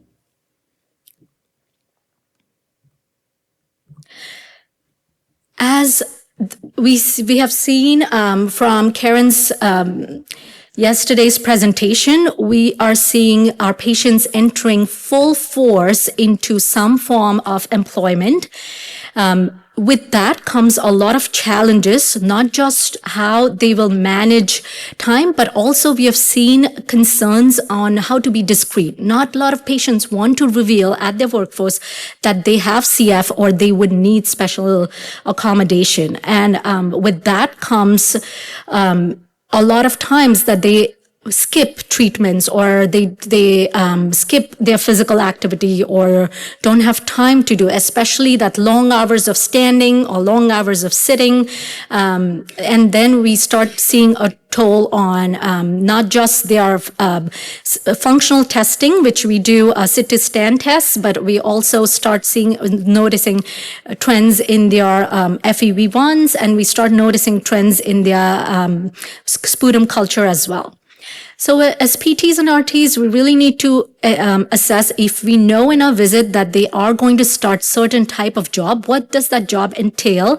How many hours would it entail? What kind of positions they are going to be? So setting up them for success and coming up with small techniques. I always go by start writing people's name, your family people's name with your legs. Like that can be as simple as that. Instead of standing up from a sitting down position, do it 10 times and do it multiple times a day. Set of 10 multiple times a day. Simple strategies to make sure that their physical activities maintained if they don't have time for formal exercise.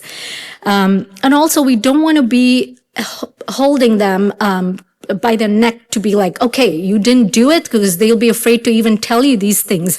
And we want them to be honest so we can meet them in a way and be empathetic. And then instead of playing the blame game, coming up with strategies which might work for them. And we can start with days, like instead of doing 0 days a week, start with 2 days a week or start with 1 day a week, something as simple as that. Infection prevention and control in workplace is huge. They are going to be exposed, especially entering for the first time, if they're going in person, to a lot of these opportunistic aerosol droplets. So we want to be making sure that we are educating them of how they can prevent and avoid. Simple strategies can be getting an air purifier. We use that a lot in Northeast, especially the one with changeable filters. Something as simple as that. Masking may or may not be comfortable with the patients, especially if they don't want to disclose their disease. And then really teaching them how they can, again, listen to their body and then catch things before it starts accumulating and plugging and colonizing these opportunistic infections. Leaving workforce, we do see trends, especially with our advanced lung disease patient who are working full time. They want to focus now on, or we as clinicians too, we want to focus on based on their trends and exacerbation and where in point of time they are with their structural lung disease. We want to make sure also that we are providing them information that, hey, you don't have to do it all. There are, how about we talk to a social worker, find out strategies in your workplace if you can go on part-time or can go on short-term disabilities, if financially it is possible, and then kind of meeting them in a way that it is possible for them to do it, but at the same time, it's not affecting their moral and mental health, cutting a lot back from things which empower them, like, for example, work. But we do want to assess our roles again as PTs and RTs, making sure that we are giving them enough knowledge to see that musculoskeletal wise, airway clearance wise, they need this much time. So we are supporting, we have written letters of medical necessity for their workplace. And I'm no more, I will be nodding head. With patients that, for example, a physician assistant, we have a patient who is a physician assistant and they cannot go do work from home. So there, we do need to have them go into part-time or go on short-term disability, especially if they're not doing well, if despite of all the treatments tried, and the only way that we can do is give them this time, the clicking talk time, to have time to focus on their health for pulmonary and mental needs too. So kind of touch this upon the multidisciplinary collaboration. This is another question. If you can take a picture.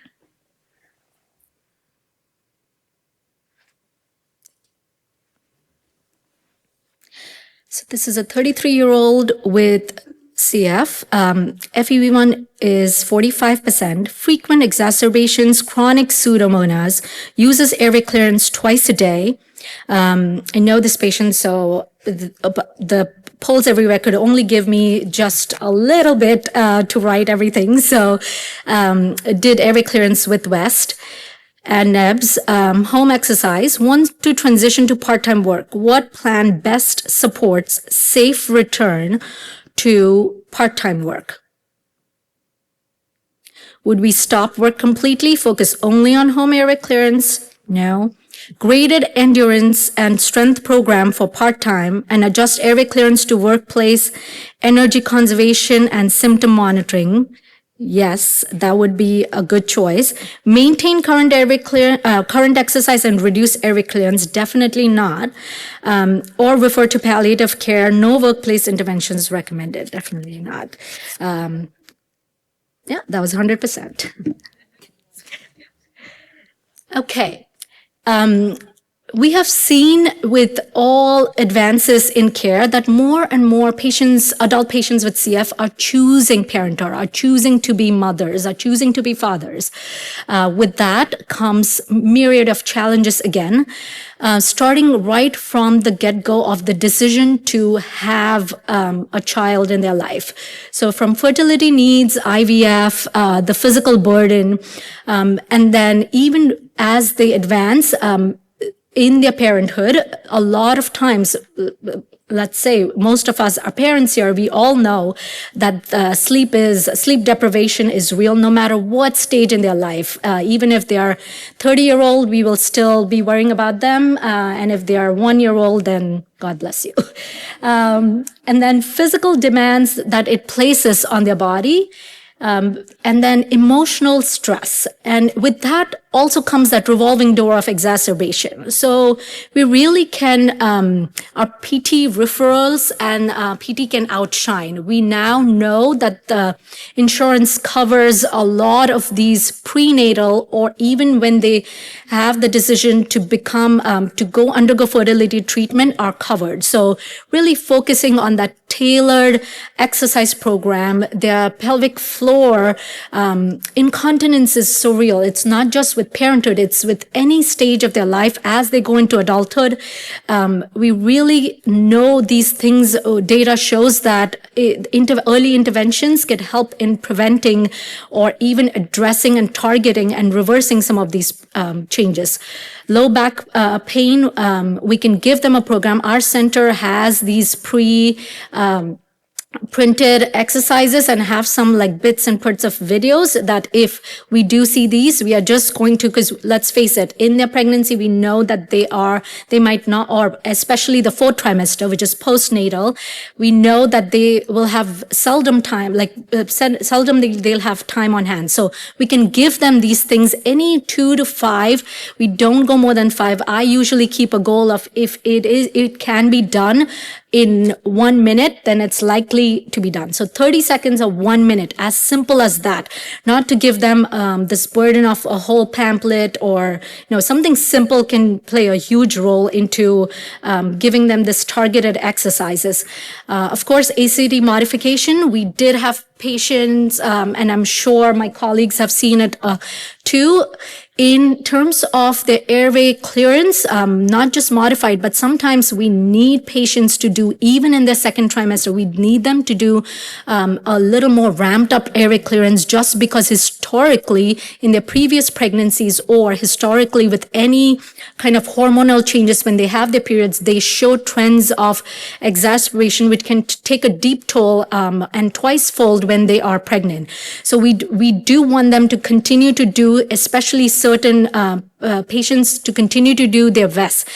No matter how much we tried with one of the patient, we tried putting a wrap style, wasn't comfortable. So ultimately, I'm learning also from patients is they try to unhook some of the Velcro at some places, especially towards the bottom, the back bottom, and that was much more comfortable. So something, whatever floats and whatever works for them, if it is safe for them to do it, we would definitely want them to ramp up airway clearance because we know hormonal changes takes a big toll on their ability to clear mucus. And again, energy conservation and ergonomic education. So we are going to skip this. Yeah, we are going to skip this question, but we kind of discussed that patient already. And then coming to aging, this is exemplifying what yesterday's plenary was about and much more. As we see, the median age has changed to 65 years, 60% are adults. That comes with a heavy burden of multi-system affection. That includes from PTRT perspective, not just deconditioning, but the requirement of this other myriad of things, including their supplemental oxygen. I'm going to touch upon this a little more quickly, even though we have less time on hands, I want to reiterate, the 6-minute test only reveals little bit. When we see patients in our clinic, we don't do 6-minute tests repeatedly, but in as simple as the 30-second sit-to-stand test, if you put a pulse ox on, we can see how simple activity of sitting to standing for 30 seconds, they're able to do how less, and what are the trends of their desaturation? We often see in our clinic patients who are never diagnosed, are diagnosed at the age of 55, 58, and patients who have been diagnosed with CF but were not symptomatic until their 5th and 6th decade of life suddenly have these multiple sicknesses and multiple other comorbidities that warrants the need to focus and ramp up our PT-RT skills and then do our interventions targeted. So oxygen needs is a huge challenge, and we have seen that in our clinic. Our social worker and me work hand in hand regarding the oxygen needs, because a lot of these companies are, if our patients require 4 liters or 6 liters, they cannot be carrying that heavy tank with them. And we know the home oxygen concentrators is a joke if they require continuous more than 4 to 6 liters. So we can really come into line where, okay, we can teach patients, if you are sitting in the car, then use your concentrator. When you're going to take that, our patients have to park and it's quite uphill that they have to walk. When you're walking, just lug around, see if you can lug around your tank, because that little is a good boost of physical activity. If we don't give them what they need for the supplemental oxygen, they're going to get quickly decondition. And we know from studies, we all have experience with acute care, that 24 hours is as little of a time that decondition starts to happen. So imagine this every day they have to move, they need higher oxygen, but they will not, because they cannot lug around or carry that heavy concentrator in their hand. And really coming, our role outshines here, really coming with adaptive equipment. Our PEDS team our cardiopulmonary team has recently started doing frailty screening, which is huge, especially for our lung transplant patients, to really kind of look into the success post-transplant. And now they're taking into account, lung transplant, the whole thing with their sequence that they are in is a black box, but know that this frailty screening is playing a huge role into their decision making. Other lifespan transition I want to touch upon, and we have a wonderful presenter coming up next with transplant. With cancer is the pre-screening is happening. It's there. It's with our adult population. We definitely want to know some of these symptoms, other comorbidities, and I really want to say a quick note on sleep, because the sleep trends. If we ask us, another question that we ask in screening is, how much quality and quantity sleep are you getting? If we know that the patients are getting 8 hours of sleep but waking up feeling tired, that should ring a bell about referring them. And if it's a chronic trend, referring them to sleep studies, addressing some of the needs. And we have the sleep study right in our clinic, so it's very handy.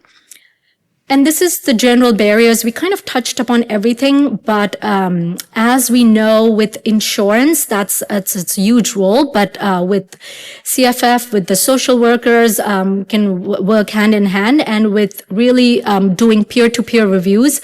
We have gotten about 3 vests for 1 patient.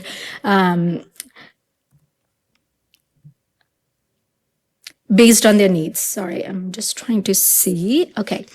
So we have 3 minutes, but I definitely want to touch deep on this, because these are the tool sets that we use and that you can use across your clinics.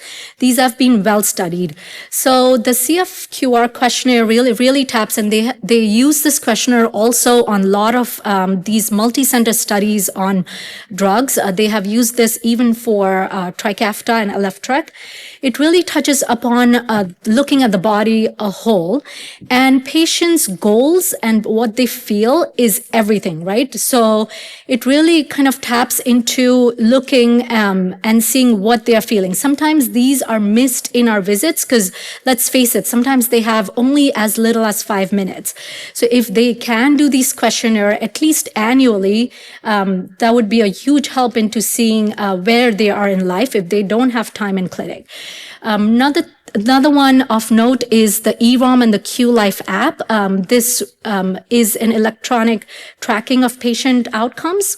In terms of exercise capacity, we do usually the sit to stand test if they have less time on hands, but sit to stand is done for everyone, but with their vital signs. What we take into account is their pre, during, and post vital signs. So your heart rate, oxygen, blood pressure, and their recovery time. Recovery says a lot about their cardiopulmonary conditioning and the number of reps. We are trying to establish data into adult CF world, especially patients above 40 years, and we'll be out with the study next year.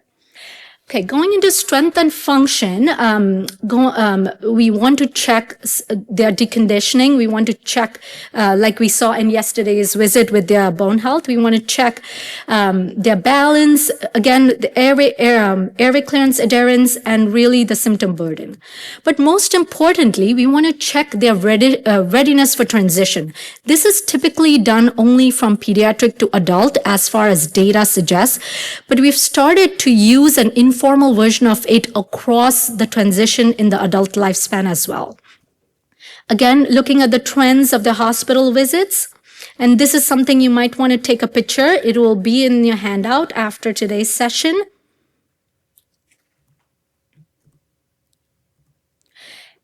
And this is something, again, I touched upon what we do at a clinic. The transition meetings, now they're taking place biannually, but quarterly we are keeping in touch. We use we have a transition coordinator set in place. They use CF Rise, and they do weekly meetings. And then we do have the pediatric social worker and the transition care coordinator physically walk patient over to the clinic, introduced to the full team, even at the front desk person, to make sure they're familiar with faces. These are some of the global trends to adult transition program. Canada mimics a lot of these CF Rise, but of note is the UK NICE NG43 plus CF Trust. Asia, there are limited protocols, but I'm going to touch upon a protocol called SOAB, which is used in Turkey. And this is what kind of the data says about transition care. We do have data supporting for successful transition is directly related to longevity. And we have multiple studies here which outlines that how efficiently and successfully transition care gaps can reduce and it can improve the longevity.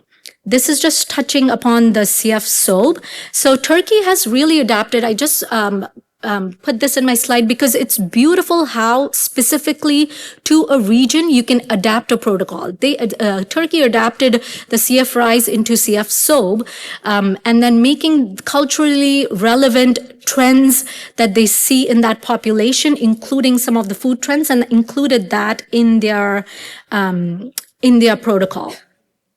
This is just summary of challenges across adolescence. So we've covered upon adolescence into young adulthood, people pursuing vocational degrees, challenges of entering and leaving workforce, parenthood all their life, and then aging, and what kind of role we can play as PTs and RTs into maintaining functional independence.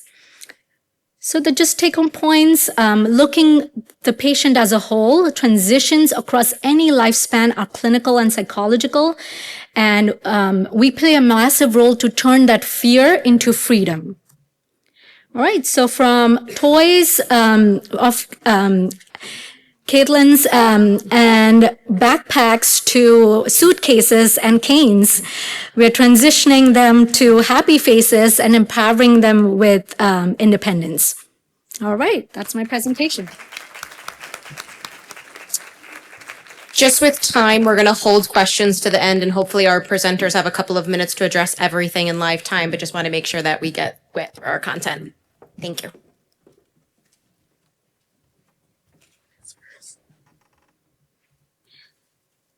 I have to get it right this time because I've clicked on it 10 times. So, God. Good God. Okay. Okay, it is with my pleasure to introduce an incredible young woman whose journey defines strength and resilience, Caitlin Garcia. Diagnosed with cystic fibrosis at just 6 weeks old, Caitlin received her first double lung transplant at 16, becoming the first pediatric patient at New York's Columbia Presbyterian Children's Hospital to walk while on ECMO.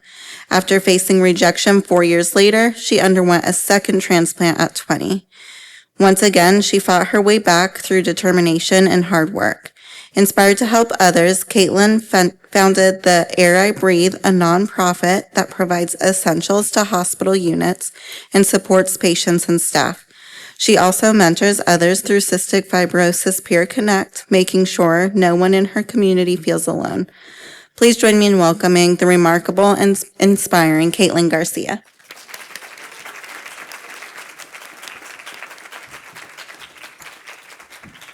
I just pressed just hit the arrow. Yep. Okay. Hi, I'm Caitlin. Okay, sorry. When I was 6 weeks old, I was performed a sweat test, and that's how they verified that I had cystic fibrosis. And I lived a pretty typical life, as typical as one can live when you have CF.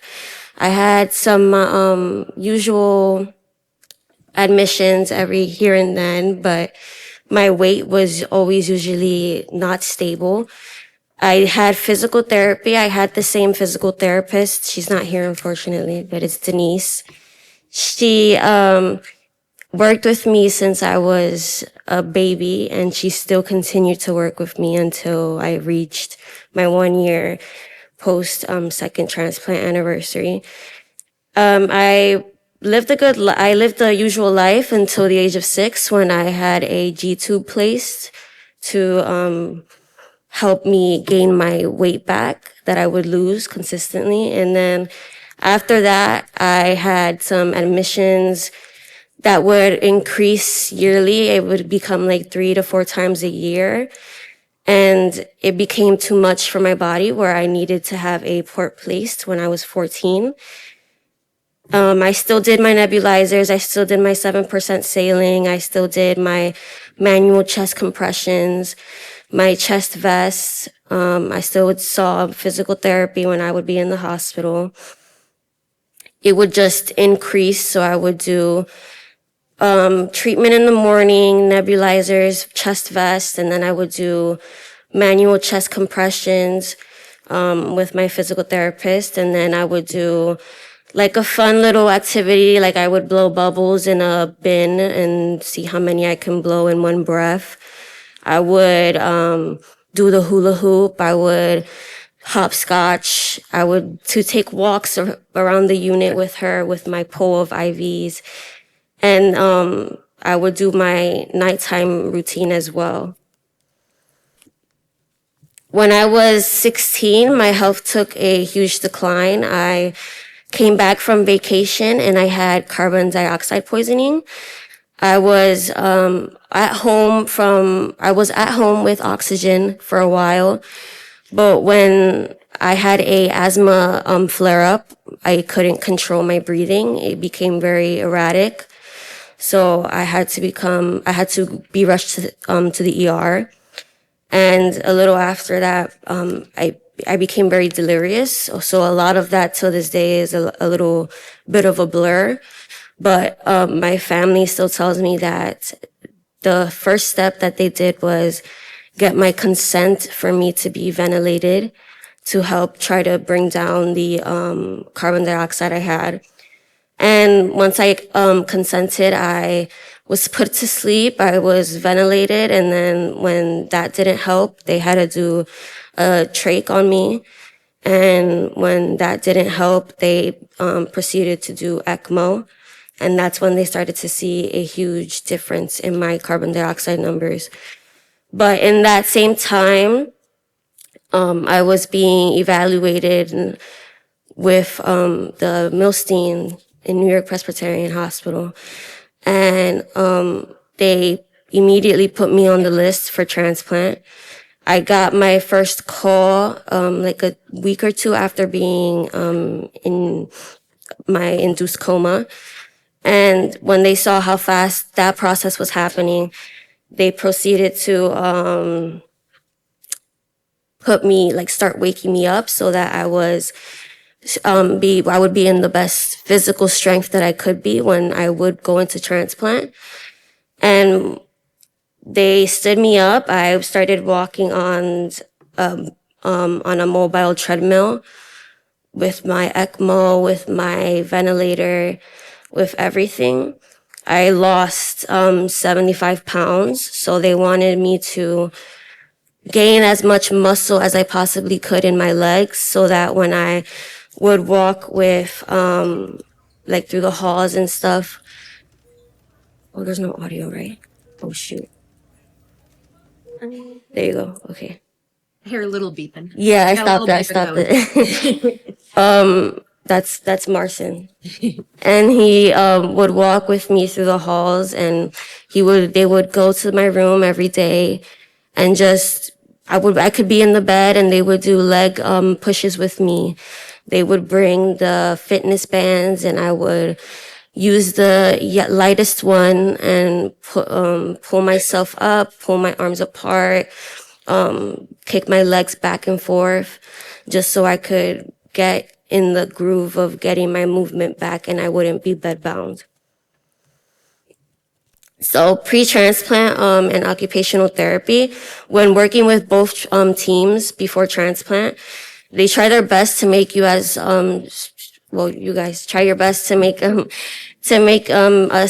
CFers or anybody who's getting a transplant as strong as we can be.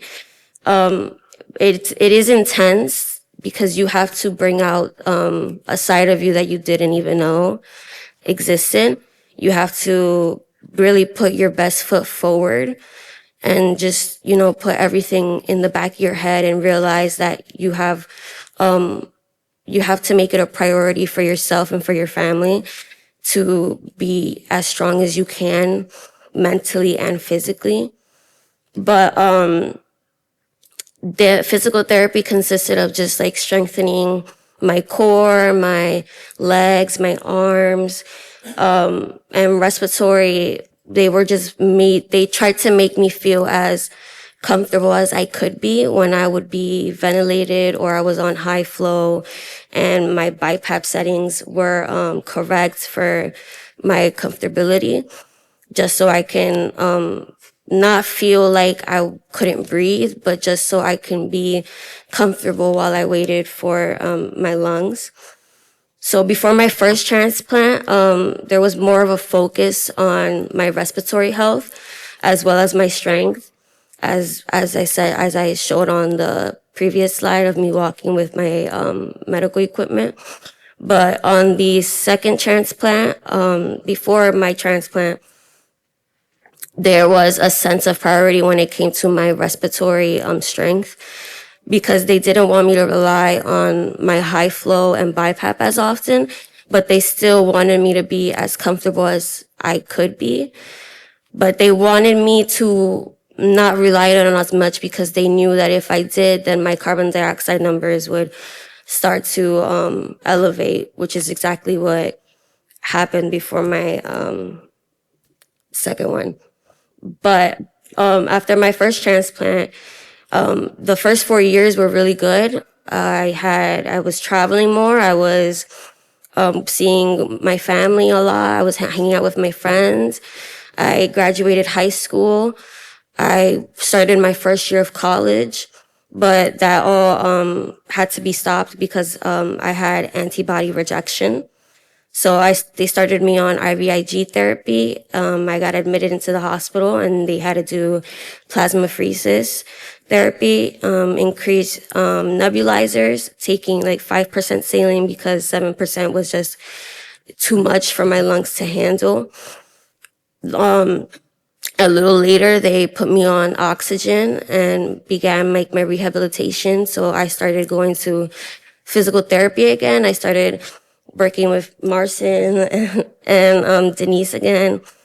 And they just tried to do what they could and with what I was able to do, which wasn't really a lot because at that time, with the way my breathing was and how I relied on the equipment to go to the bathroom, I had to, it just made me feel more comfortable. But physical therapy at one point became just too much, and I had to stop attending, which you don't do that. And after transplant, physical therapy, after my first one when I was 16,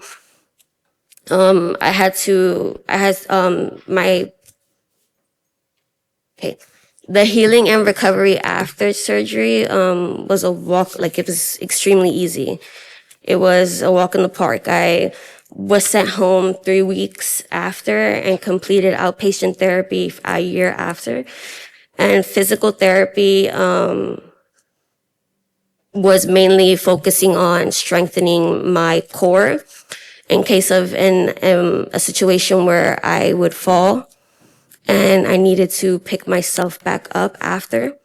But after the second transplant, when I was 20, it was harder. The first one is okay, but the second one is much harder than the first.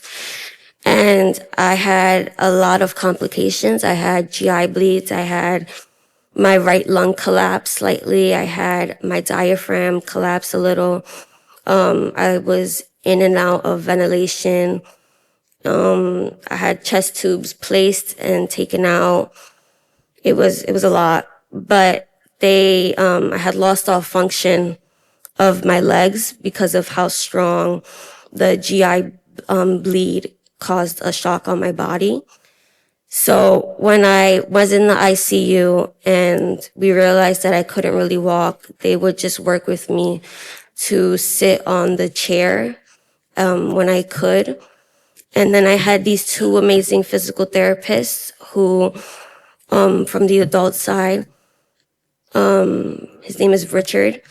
He came and he just started working with me hands-on, and he said, I already had, I think, 5 months in the hospital, 3 being after transplant. But he made it his mission, and he said, we're gonna get you standing and we're gonna get you walking because our goal is to get you home. And he did that. But he used a lot of stuff. He used Serosteti. He used, I'm not sure what that machine is called, but they brought it to my room every day just so I could be able to strengthen the legs that I had no feeling of. I lost, I was 80 pounds, but 30 of those pounds it was just water weight. So once I lost that water weight, that's when like the hardcore therapy really started. It took a huge toll on my mental health. I lost all my hair, so I had to shave it all off.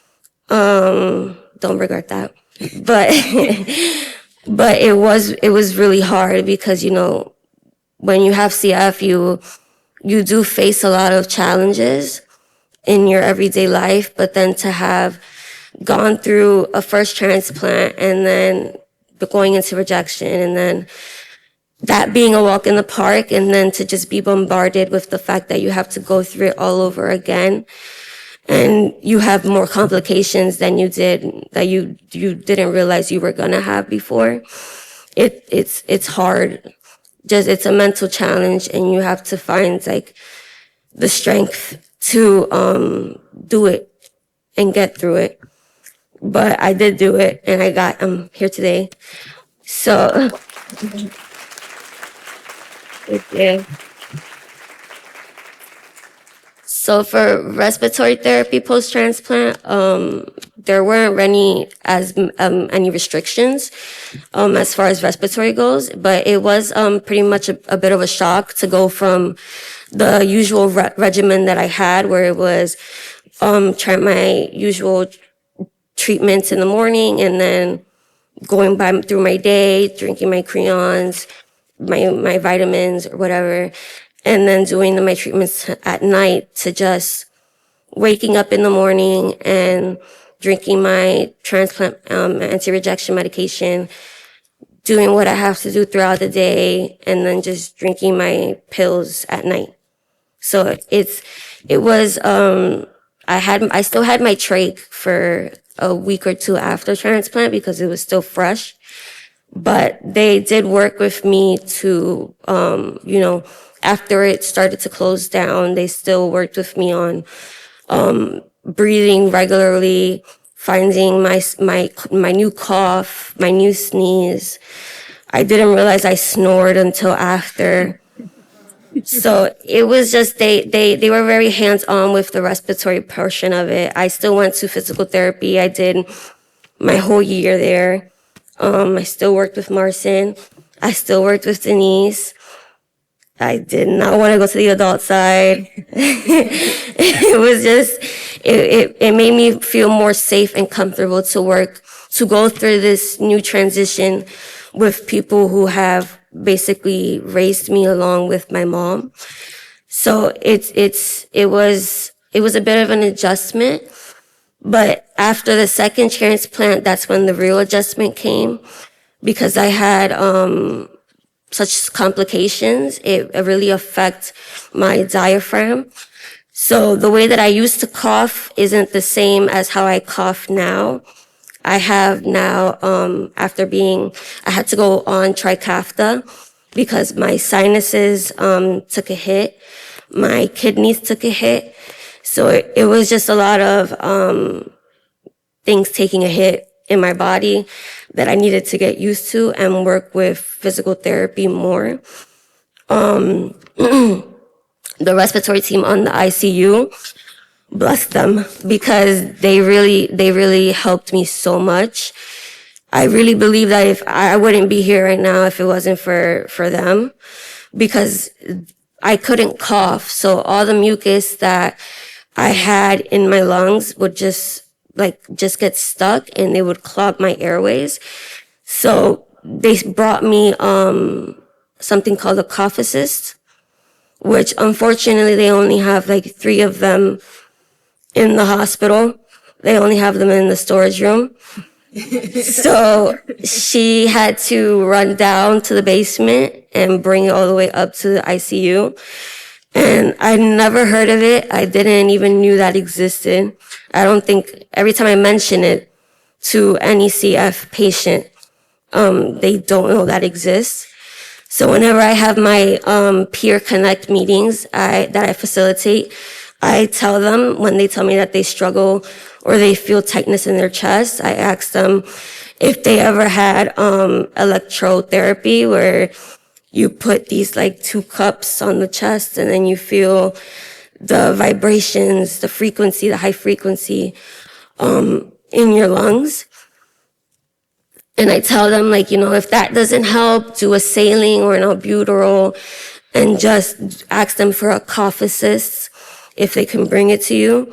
Because if you don't know how to huff cough, then that really helps you get in the habit of learning how to. And it makes you feel more comfortable with the fact that you're still learning how to cough and a new way to bring up the mucus.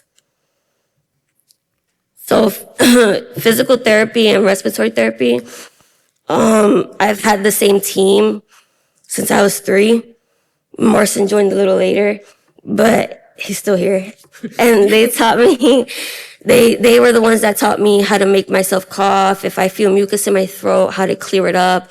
If I feel nasal drip, how to take it out. But therapy is so fundamental. It's not only for your physical health, but your mental health. Because you start working on things that you didn't even know that you needed to work on. I didn't know that my balance was so bad until she made me stand on 1 foot for 60 seconds. I didn't know. I had to learn how to jump again. So she would put cones on the floor and make me use my hip flexors just to lift my leg and go over the cone. I didn't even know I had to work on that until after. But it truly pushes you to your fullest capacity and your limits, and that your body can reach after everything. Yeah. So I just want to say thank you to my team from Columbia Presbyterian and my Kim She used to be my nutritionist. So some are present and some are going to be watching this when I send it to them. So I just want to say a big thank you to them. They've truly been my backbone and my biggest support, especially my mother, Kim and Marcin. You guys know her. I'm sorry. And you know how she is as a single mom. I'm the youngest of 3. I'm sorry.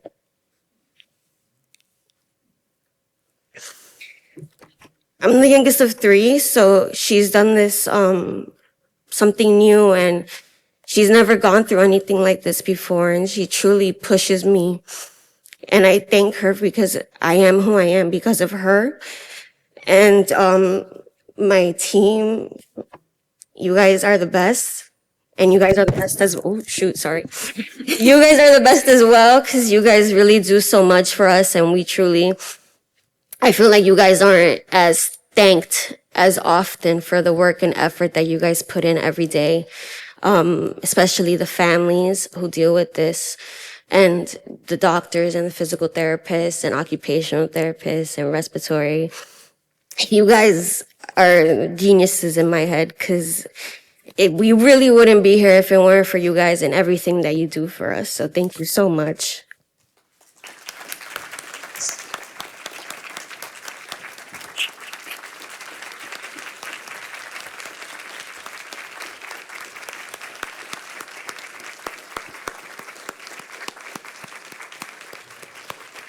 I told you it was worth it to stay till the end, so.